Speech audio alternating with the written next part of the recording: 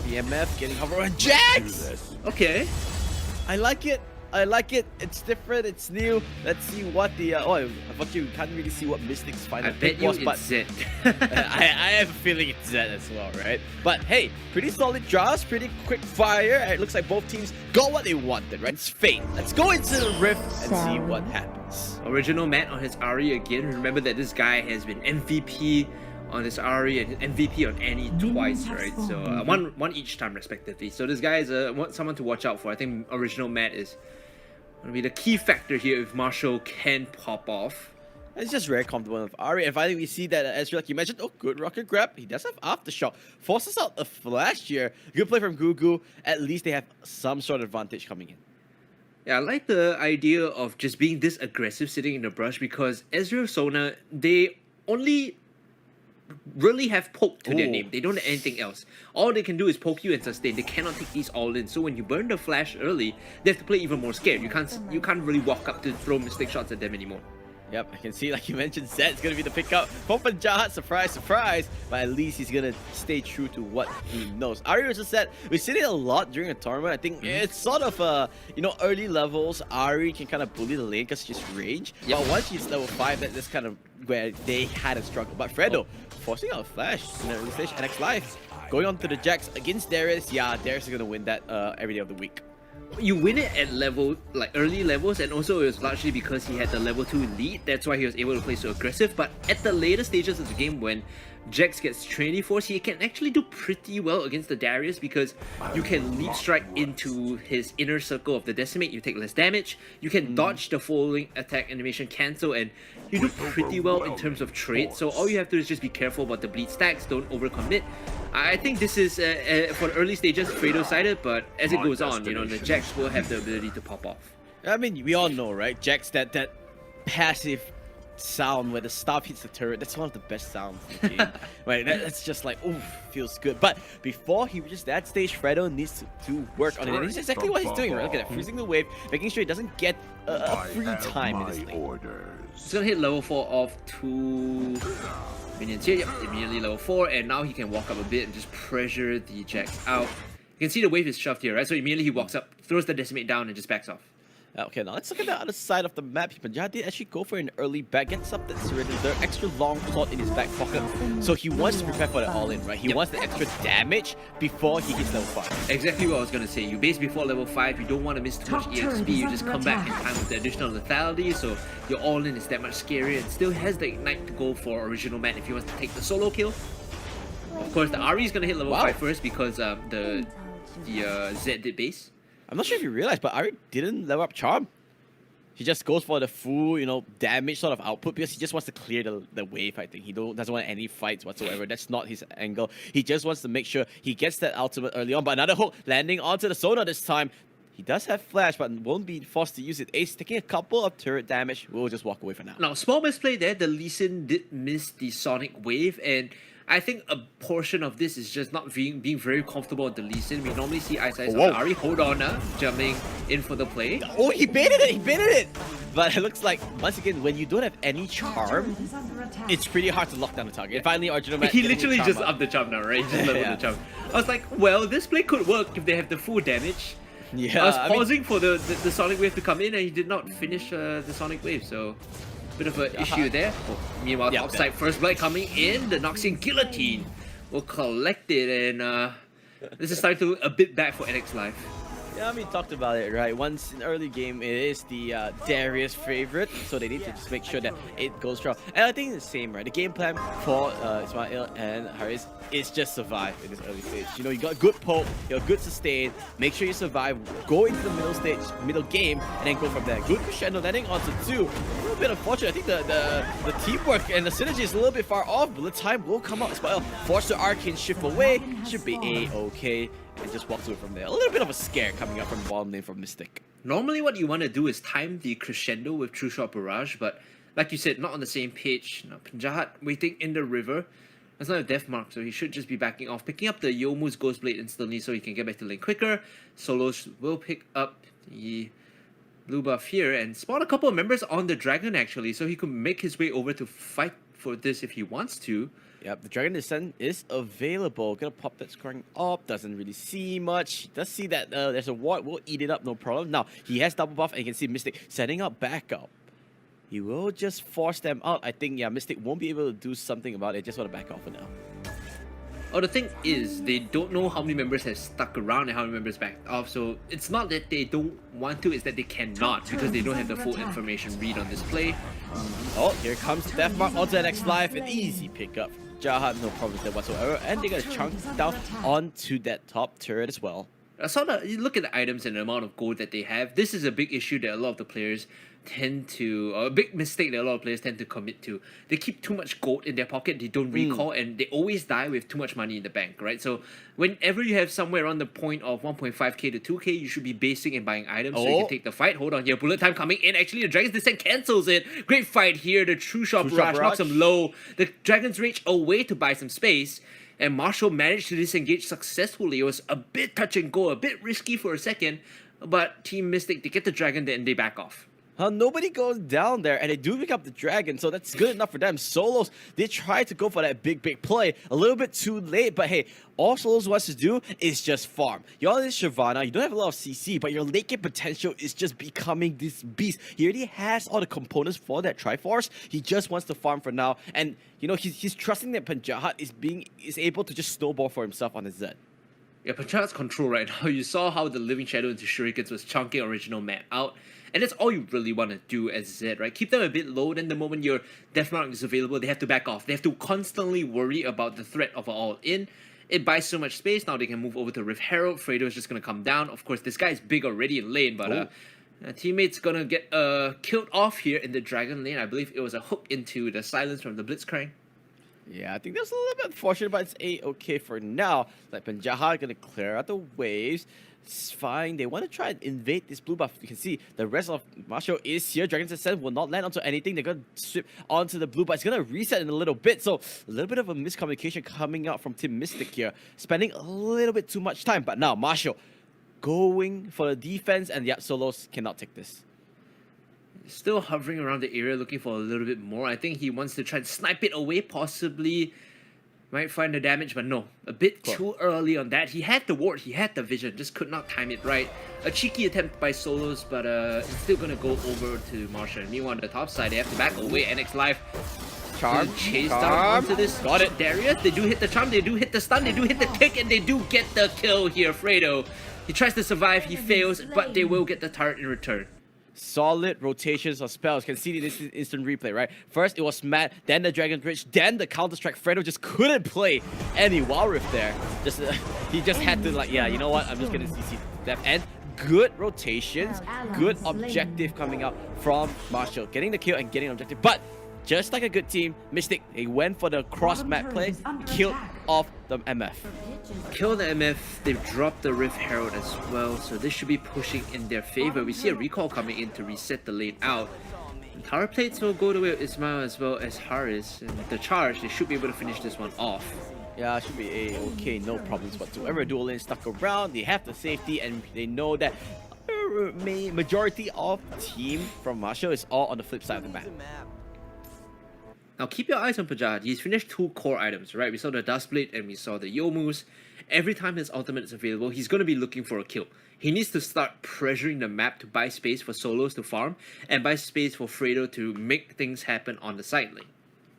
Yeah, Solos just farming. He's still level 9. He is in a really nice spot, I would say. He's just farming, getting the goal. He needs to hit that power spike before he can just go into the backline and dive, right? The only thing I would say is he needs to look for the dragon control a little bit more. Get those enhanced abilities when you're in that Dragon Descent form. But now, he looks like he wants to go to the top side. Nah, he's just going to back off for now.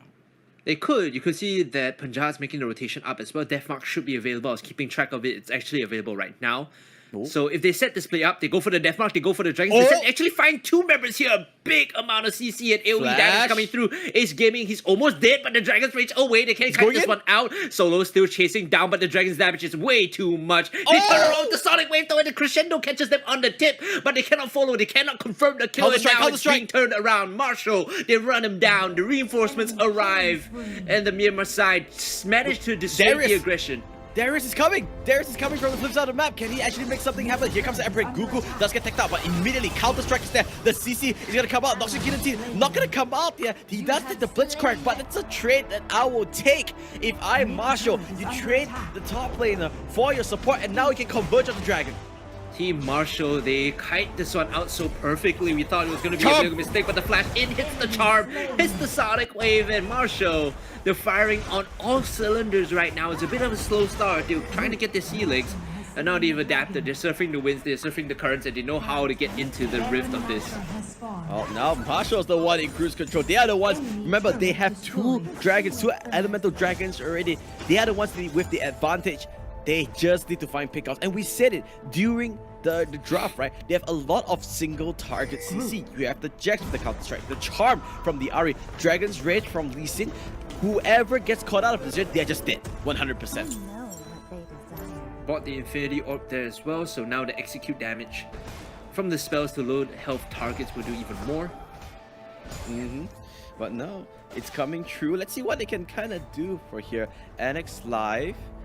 He's just I think he's still not in that position to fight, right? He knows that it's a little bit behind. He needs a little bit more tanky stacks. If not, he's just gonna die for now. He wants to save for the city, but Fredo is there. Here comes the Epri. He's gonna chomp it out. Where's the dog? Gets the kill onto the Jets.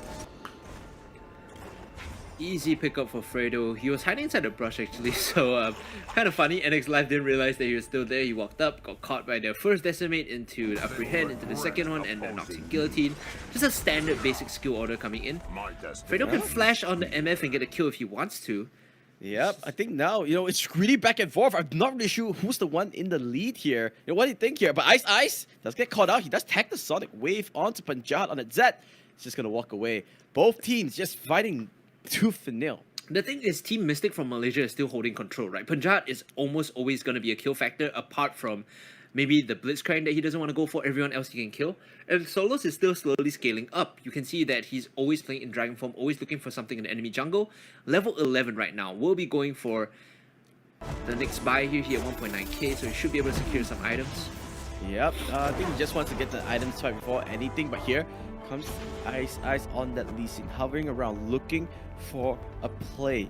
Original Matt does have the warning totem, wants to get a little bit of advantage because the Dragon is up here. But a good catch here. Punjab might go down, the Ignite is there, and the whole team of Marshall was just lingering around. That was really good setup coming out from the Burmese team.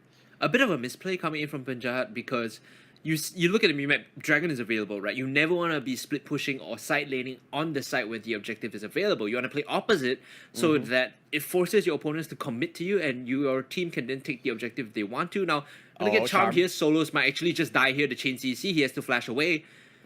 He has the GA, but you don't want to burn it willy-nilly just like that. Solos has to be careful about his positioning.